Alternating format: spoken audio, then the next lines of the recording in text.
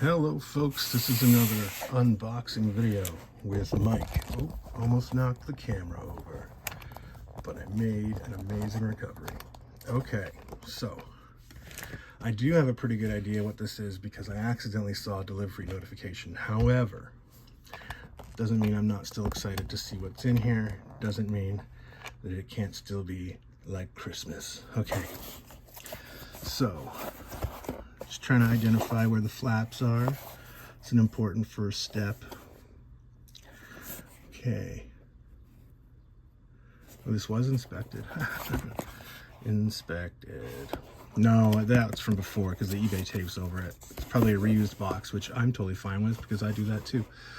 So, without further ado, let's use this handy dandy sharp art ruler in the most blasphemous way possible, which is as a tape cutting knife because it is sharper than most knives. Little known fact, don't mess with an artist if they're carrying their art supplies. They could shank you with their ruler. All right, so very solidly packed. Yeah, good packing, good shipping. And this is something I've been waiting for. Oh, I don't think I'm familiar with this style either. I like that too. It just comes off. See, it's the hinged ones with the clasps that always have a problem and they always get broken.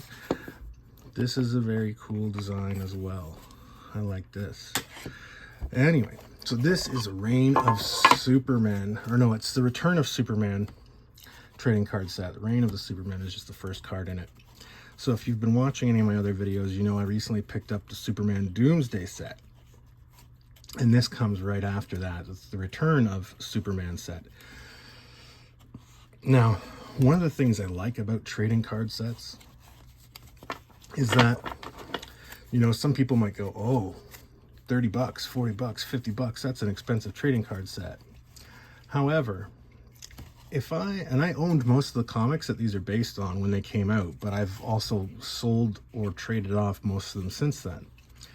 If I decided that I wanted to go back and reassemble an entire run of just the story featured in Return of Superman, it would cost me a lot more than what the trading card set is. So this is a really efficient way, I feel.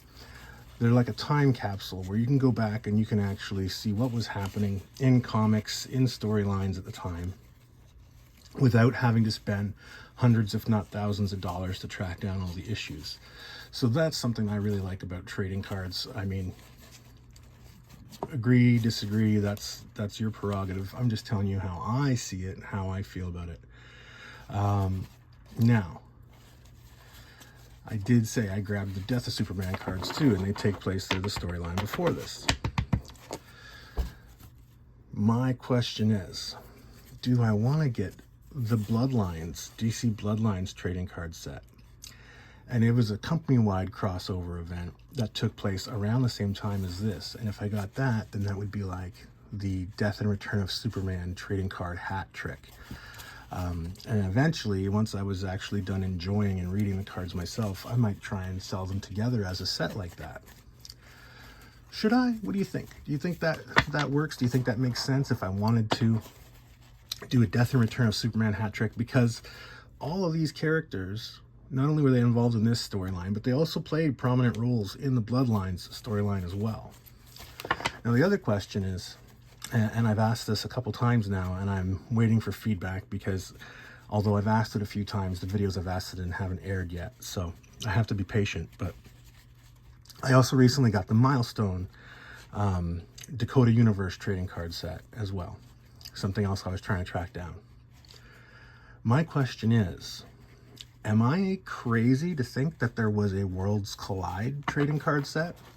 Worlds Collide was another crossover storyline where the Dakota Milestone universe met the DC universe, and Superman fought their version of Superman called Icon. Now,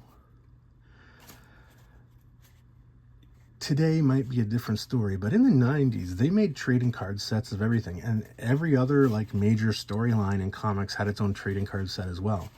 My question is, am I crazy for thinking that there was a Worlds Collide trading card set? I recently purchased the first issue of the crossover in the comic form, but I was sure that there was a set, but I can't find any information on it anywhere. So that makes me think I must be mistaken. And now that raises some questions for me, because it's actually odd that there isn't one, because of how many other comic book storylines, including this one, including a bunch of others, and company crossovers, got entire trading card sets. Some of them with more content than some of the comics they were based on. Unity and Deathmate, and so like even small press publishers and their events were getting trading card sets too. Deathwatch 2000. So many things. I'm surprised. I find it hard to believe there isn't a Worlds Collide trading card set, and I was sure that there was, and I was sure that I had seen it and had some. I don't know. Is this a Mandela effect? You tell me in the comments. You let me know what you think. In the meantime, I'm super glad to get these. They're super nostalgic, and I had forgotten how much I enjoyed some of the artwork and storylines from this. Just the visuals, and how, you know, when it first started, nobody knew who the new Supermen were going to be, who they were secretly. You know, the cyborg Superman later became a villain, but at the time we didn't know that. He was portraying himself as the Clark Kent Superman resurrected with cybernetics. So really interesting. Anyway, and those storylines play out, and it's definitely something that you should check out as well. I'm going to add this to my personal collection, and when I get time, I'm going to pour over it. I'm going to read them all. I'm going to enjoy them, and they're going to stay in my personal collection until such time as I decide that I've gotten all of the enjoyment out of them I can, and at that time, I'm going to make them available for someone else to enjoy. If you want to see what items that I have made available for others to enjoy from my personal collection, you should check out my eBay page. And the easiest way to find that is to go to mikegagno.ca. You'll see some information about books and things I've written and created, and you'll also find links to my eBay page. I am feeling a little bit like a broken record from saying this stuff, so I'm probably going to start not saying it so much, or not saying it in every video, but that is the best way to enjoy this kind of stuff.